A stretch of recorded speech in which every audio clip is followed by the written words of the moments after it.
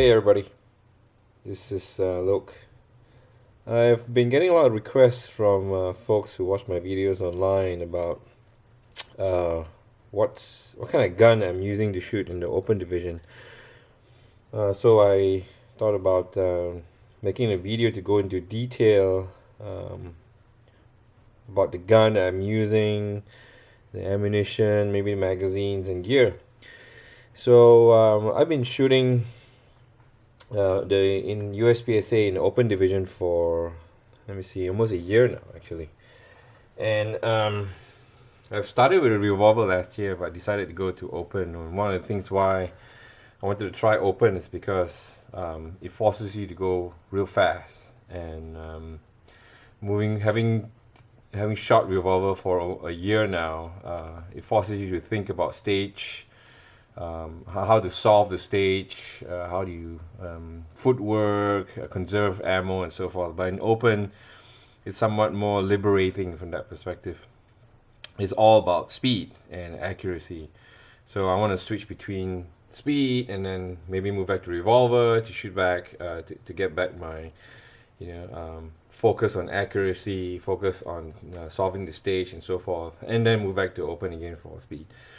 And definitely after shooting Open, I've definitely forced myself to move faster, better footwork, getting in and out of positions and so forth. So this is so what you look at is my gear, my gun. I bought this gun, I don't know if you say second hand or not, but it's definitely used. We believe that this gun was built more than 10 years ago by a grandmaster shooter local to the area called Dave, what's his name? Drew Dorset, who used to work for Dave Helton, one of the local gunsmith. This is a SV frame gun. This is a polymer frame grip that's actually been textured.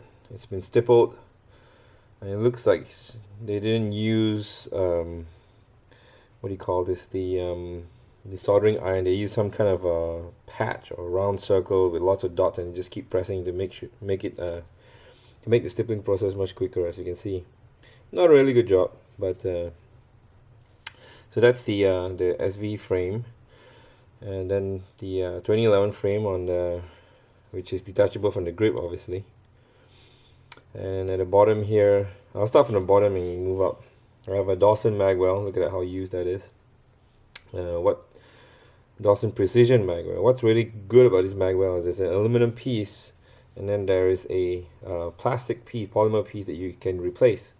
So once you bang this up a lot, you can just take this out and then replace the polymer piece without having to change the Magwell again. So that's pretty good. And what's interesting about this grip is it's also wide from the base. And what's good is when you grip onto it, I don't know if you can see it here, but when I have a grip, you see that the pad of my wrist presses on the Magwell, and that gives me a much more firmer hold without having the gun move around a lot. So when I grip it, it basically stays there and doesn't move. So that gives me a really, really good grip with a lot of space in between, so I can achieve my grip like that, my full two-handed grip. So that's one thing good about having a big Magwell, apart from it being a huge chute for you to stuff the magazine in. This part of the Magwell helps as well. I can't remember what this magazine release is. Could be SV, could be, I don't know. I need to go and find out. I'll ask John, my gunsmith. What I really like about this magazine release is it's big. Not only that it's big, it's actually flat and doesn't hurt your hand. I've shot some of the other shooters' open guns, and when I have my two-handed grip like this, you see that the magazine catch presses on my skin, on my hands, on my left hand. And when you fire, the recoil basically moves around, it scratches and digs, and you see after a few stages, you see this red patch. That hurts quite a bit. This one's fine. This is really rounded, bezeled, so it's not too bad. And I also did some shaving down here too, polishing, because when it first came, the manual safety, let me just do a safety check here. Yeah, clear? So when I first got this gun, this part of it is really rough. it's not even finished actually. So I had to take a Dremel and sandpaper and so somewhat polish this, so now it's really smooth. So when the gun is right on my hand and grip like this, when it recoils, it doesn't cut my thumb. So that's a welcome thing. Yeah, again, the frame is 2011 double stack. I don't know what all these parts are. Like I said, it was built a long time ago. All I know is there's a Infinity TriGlide trigger bow that's fit for the SV frame, and then a long flat insert, Infinity long flat insert. I like the long flat trigger because it sits further out. It's perfect for the length of my trigger pull. If it's too short, then I have to curve my finger in a little bit more just to engage the trigger, and that basically forces this part of my finger to stick out, and it's really hard. Look at that, it's actually pretty difficult. If it's too long, then it forces me to change my grip and turn it to the left, which then I'll lose my master grip. So this is a perfect position for me, and the flat trigger somewhat lightens the trigger pull, perceivably lightens the trigger pull for me. I mean, my trigger pull, let me bring up my trigger gauge here. Okay, I'm using a manual one. I'm going to show you what the trigger gauge is. So that's at 0. Safety off. Second here. Go. So that's about 1.5 pounds. If you do it 10 times, you see that it's average 1.5 pounds. So 1.5 pounds of trigger pull, which is really light.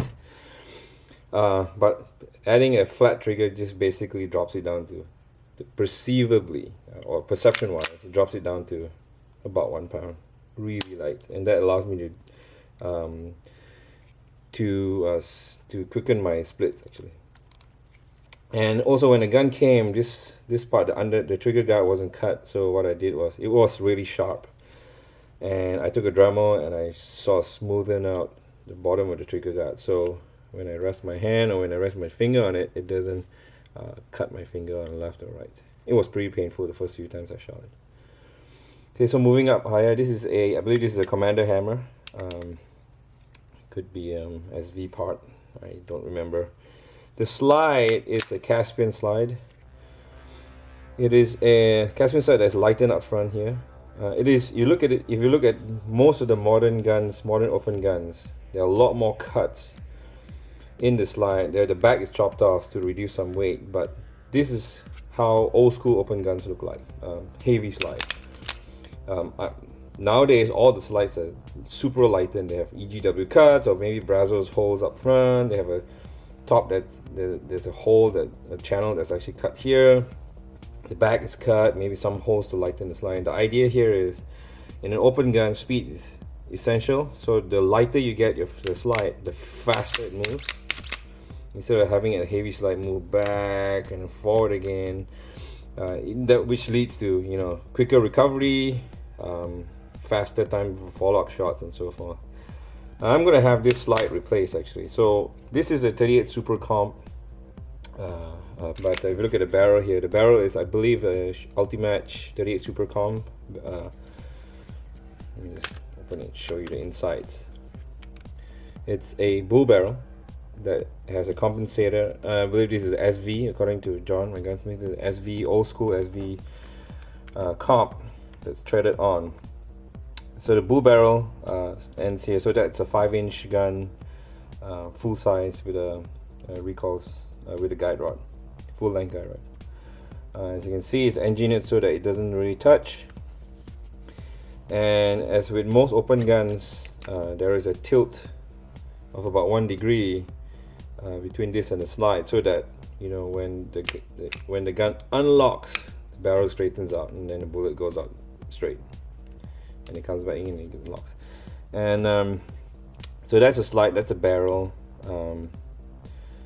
As you can see, it's 10 years old and it's still perfect in condition actually. I mean, if you look inside the compensator, although it's a little bit dirty, I clean it religiously actually, but it's still really good. Up here is the kit blast shield, KIDD, and the idea of having a blast shield is so that when the gases erupt from the top, you keep the gun from recoiling, keep the, not the gun from recoiling, but the muzzle rise of the gun as low as possible, because the gases that vent out pushes the gun back down. So it compensates, that's what we call it, compensator. Compensates for the muzzle lift. When the gases come up, especially those guns with popper holes, some guns have popper holes over here, additional holes that releases the gas to keep the recoil and recovery much better. The gases, when it comes up, it will hit and maybe dirty or make the screen of the CMOS scope dirty and might even destroy it. So the blast shield is there to deflect all the gases that are coming out. Now I don't have that problem actually. This gun first came without the blast shield, but I thought it looked cool to have a blast shield. Alright, you can actually see it, especially the guns that are shorter in length, or maybe have popper holes. You see the kit blast shield getting, you see some marks here of the gases coming out, and very gradually erodes the blast shield, and then you have to replace it. The kit is easy because you can just, the kit version is easy because you can just unscrew this and take the whole blast shield out and replace it. Instead of having, some open guns have an integrated blast shield into the whole entire mount. If the shield is destroyed or eroded, you have to change the whole mount. And then buy a new mount, new mounting, mount the scope back on again, re-zero the damn thing. So it could be a little bit painful. This is a CMOS Serendipity scope with double mounts. Some of the aluminum CMOS scope mounts are just one-sided. Mine is double-sided. A lot of people say or complain that this kind of scope might affect ejection. If you don't engineer the gun properly, yes, you will have a problem with ejection, because then you might get in the way. Now if you look at this CMOS scope, it's actually cut here to relieve some space at the back. If you look at this side of the scope goes straight all the way up, whereas on this side it goes straight and then it's cut upwards like that, so to release some space. So the round ejects, it actually ejects further back. It's not, it doesn't eject here. Look at the barrel's up here. The round will eject somewhere around here when it hits the ejector, and then when it comes out, look at this big gaping hole. So there's no problem with it. I had some problems, if you look at my older videos, I had some ejection problems, and the reason is I put this thing called the DAA Foldable Jet Wings up here. It replaces the battery cover for the CMOS scope. You can lock it in, and it comes with a foldable magnetized wing, and it came both sides. There are two wings, one on the left and one on the right, and it folds down. And the problem, so the reason why I put this on is so that I can quickly grab my gun in on-table start stages. So for instance, if you didn't have one and you put it down flat on the ground, there's no space underneath here to put your thumb, so you have to pick up the gun and then adjust your thumb underneath to get a master grip. So if you had this wing, or maybe you have a slide, some guns have a slide racker, you prop the gun up on the table, and when you reach for the gun, the thumb just goes on it straight, and you get a quicker grip on your gun. The foldable jet wing comes with both sides, and the one on this side was actually covering up this entire space, and that was causing the ejection problem. It took me maybe 6 months to figure that out, and then what I did was I just cut it out with a saw, and then I anodized this black. So now I only have one side, because I only picked the gun up from this direction. I don't need that wing anyway, so I took that out. And then this gun came with, I believe, a 6 MOA red dot, and with a switch. It's a variable switch. It's not one of those clickable switches. I think Drew Dossett, when he first built this, he replaced it with this. This is the Arredondo part, I believe. You can just take this out, buy another switch, and just change it. And there are a lot of accessories for CMOS. If you look at the red dot, you can see that. You change the intensity. And you see most open shooters, when they prepare themselves in the make ready period, you take the gun up, align the scope to the target, and then change the intensity just to get a nice dot. You don't want it too bright because it causes halo, and not only just halo. Also sometimes when the dot is too bright, it covers the target, and if you need precise shots, you'll not be able to get it. So for long shots or stages when it's not too bright, not too much sunlight, you can drop it down a little bit to get a perfect dot. right? It's all a matter of preference here.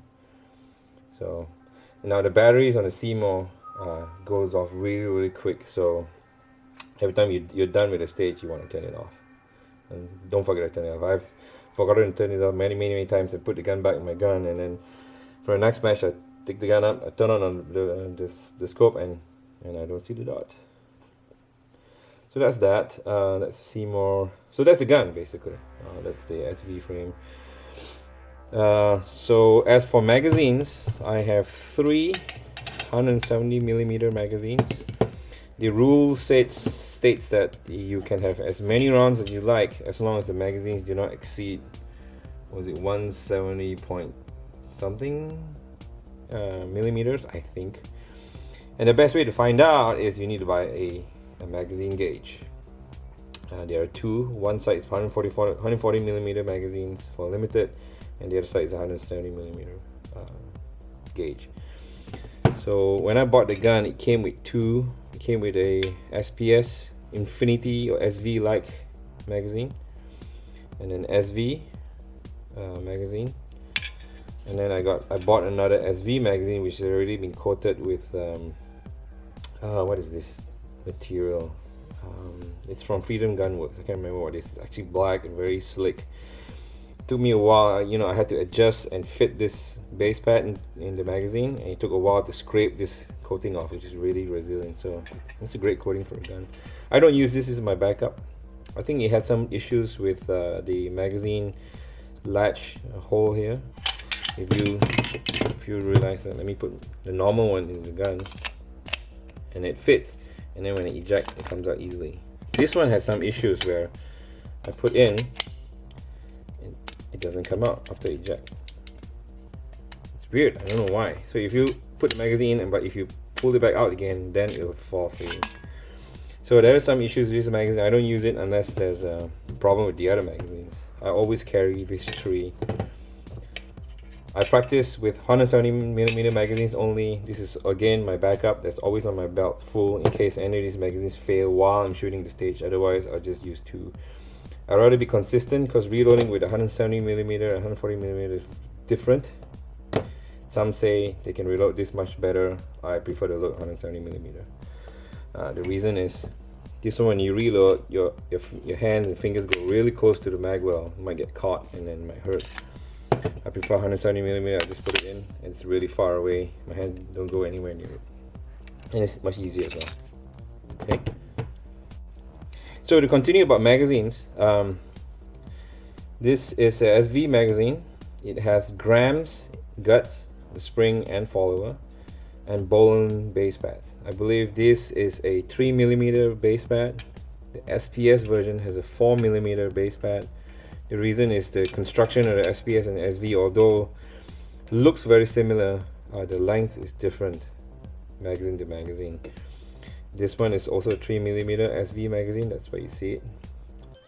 This is a very well-known formula. Everybody on Brian Eno's forums or anybody who shoots open will know that this is probably the best combination to get 29 rounds. So I get 29 rounds in this magazine, 38 Super Comp, 29 rounds of 38 Super Comp here as well. Now what's interesting is when John lent me his 9 major gun, I loaded his 9 major rounds in these magazines, and they all fit 29 rounds as well, which is great. Some, you know, you can get higher than 29, but you need to do some really funky engineering work inside of the magazines here. Maybe cut 1 or 2 coils, and then you will compromise on reliability from that perspective. Bolen base pads are good because it gives you, you know, a lot of rounds, but the only problem with this is if you need to clean it, it's really difficult to remove. Not really difficult, it's just weird. Like the Dawson base pads, the big ones, they have a sliding door. You just slide the door open and the base pad comes off. This one, you push this pin down, and then when you take it out, you basically catch onto the spring, and you're actually torquing or bending the spring a little bit. And to take it out, you just gotta rip it out real quick like that. And you might think, wait a minute, that's not gonna work well for my magazines if I have to do this every day. You know, you're right, actually. So that's why I don't really clean my magazines. Maybe I should, but they run pretty well. So to put it back, you gotta press the spring down. Oh gosh, I can see it here. Make sure it's in the camera. You press the spring down, slide the base pads, make sure the spring don't get caught anywhere, and then slide in and push the spin up. Go, and then you're done. Bring it right around. So let's see if this fits less than 170 millimeters in the case cage. Now how they measure is they put your magazine this way, and then they hold it up to the sun to see gaps in between here and here. Now it has to fit, and you have to align straight. And if you see any sunlight here in this groove, it means that if the magazine is too big, it will tilt like that. I'm exaggerating. Actually, even a little bit like this, and you're toasted.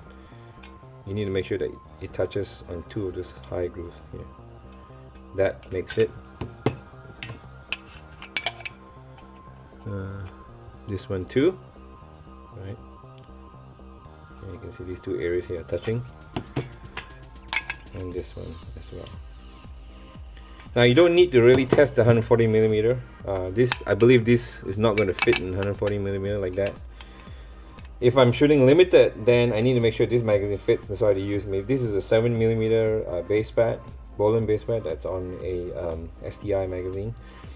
If I'm shooting limited, then I need to make sure that this magazine fits in this gauge. But since I'm shooting open, I can up to 170 millimeter. Then I don't need to use this side. I'll just put it here. And of course, it's legal. Yeah. So those are the magazines. And then that's the gun. And then from a rig perspective, I'm using a Safariland rig. Let me try and bring the camera up so you can see more. Okay. Oh, it's coming down. So as a holster, I'm using the Safariland 013 holster. It works really well. It locks the gun in really tight as well. So what I do is usually I put the nose into this small cap at the top, put the nose in, and then rock the gun back and push it down like that, lock it downwards, and then I have another secondary lock. So this lock alone, once the gun is in, as when you're ready to shoot, the only way this gun will come out is if you pull the gun backwards. If you pull forward, push it this way, it's not going to come out. But when you're not shooting, you should just turn on an additional lock anyway that will lock the whole gun entirely, and then tighten your tension screw. That gun's not coming up. When you're about to shoot, make ready, unlock, release the lock, take the gun up, do whatever you need, put the gun back in, and then you're ready to go. So that's the Safariland 013 holster. The only issue is I've tried to put a thumb rest on the side, but there's no space here for a thumb rest. So if I put this muzzle down, lock the holster in, you'll see that there's no space on this side for my thumb rest at all. So that's why I don't run a thumb rest. It's the 1.3 holster, and then there's the ELS system, the belt, which is fabulous for shooting USPSA or 3-gun especially. In 3-gun you can mount all these mounting plates around your belt, and then depending on what you're shooting, if you're shooting pistol and shotgun, you just take those magazines out and replace them with the pistol or shotgun pouches, and then you shoot your stage, and you come back and like, okay, I need to shoot rifle now, so take out your shotgun and put your rifle magazines, and that's really modular from that perspective. Let me see if I can put it back in. Okay, again, Safariland mag pouches. I have 3 on my belt. I don't even use all 3, I only use 1. This is the backup 140 millimeter mag pouch, and then the third one is where I keep my magazine, the primary magazine that I'm using to go and shoot. And then I have a DAA magnet up front. The reason why I have this magnet is for on table starts, where when you start with all your magazines on the table, I wear it with the magazine facing forward, close to my reload mag pouch. So if all the magazines are on the table, to begin with, you just quickly step one up here, grab the gun, shoot, and then you want to reload, you just take it out like a normal mag pouch. So that works very well. Although it bangs up your magazine here a little bit, but that's fine, you can polish it out of the way. So that's it. That's the gear that I'm using. So I hope you find that informative. that's the gun I'm using. I'm having this gun rebarreled to a 9 major, having John Larson, my gunsmith, work on that for me, and maybe put on a new top end, new comp, 9 major round, have the slide, the new slide, really cut down in weight, give it a diet, so the slide will reciprocate really quickly, and then I can shoot 9 major, and so I don't have to worry about picking up my 38 Super Comp priceless brass anymore. So that's it. I hope you enjoy this deep dive, if you like, into what my open gun looks like. There are many like it, but this one's mine.